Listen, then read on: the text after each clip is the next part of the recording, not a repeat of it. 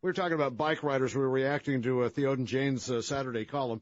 Jeff has been on the telephone forever, so let me get to Jeff before he passes away or has a birthday. Hey, Jeff, how are you? Hey, John, how are you? I'm good, thanks.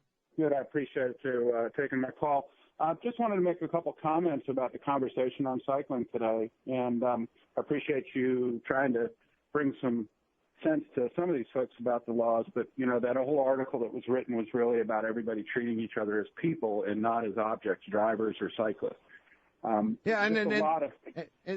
that's fine. Only that'll go for an extent. That's right. Come on, can't we all just get along? No, actually, we can't. We can't. And there's a lot of it is there's so much misinformation out there. The comment that was made about taxes and highway taxes, the reality is very little of the gas tax actually goes to fund the highway tax.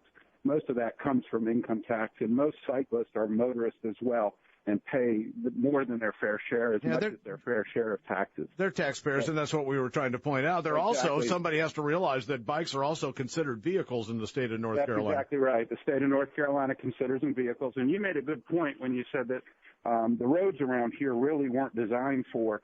North Carolina, especially this area, was so car-centric in the 80s, and most of our lanes are substandard widths. And when we say share the road, that doesn't mean share the lane.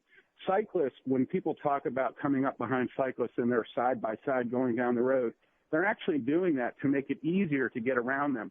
It's much easier to pass 20 cyclists that are in a side-by-side group of 10 than it is to pass 20 cyclists in a single-file line.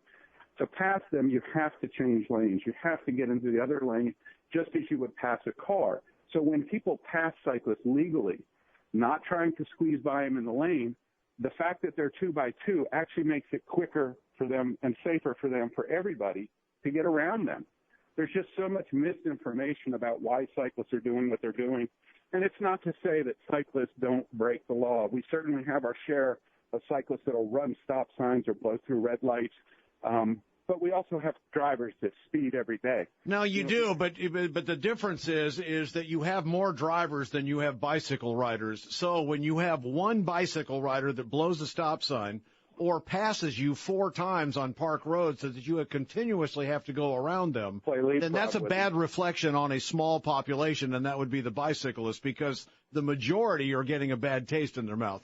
And that's exactly, we as cyclists fight that every day within our own community, trying to educate cyclists as well as drivers that those things look bad on all of us. Well, I'll tell you something. It's interesting and I hate to keep on bringing up Boulder, but I only know what I know. Right. In Boulder, you don't see that in Boulder, because the cyclists understand that in order for them to continue to be the main voice, they have to follow the rules. Otherwise, if you have anarchy on the bicyclist standpoint, then the motorists are going to quit listening. But in Boulder, it's exactly the difference. If there's a problem, it's the car owner's problem. It's not the bicyclist's problem.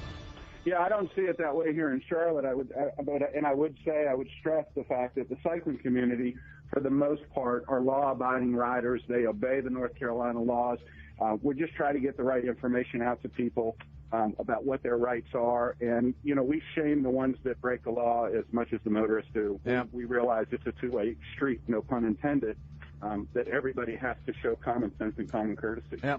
Hey, good luck out there. I appreciate you, man. Thanks, John.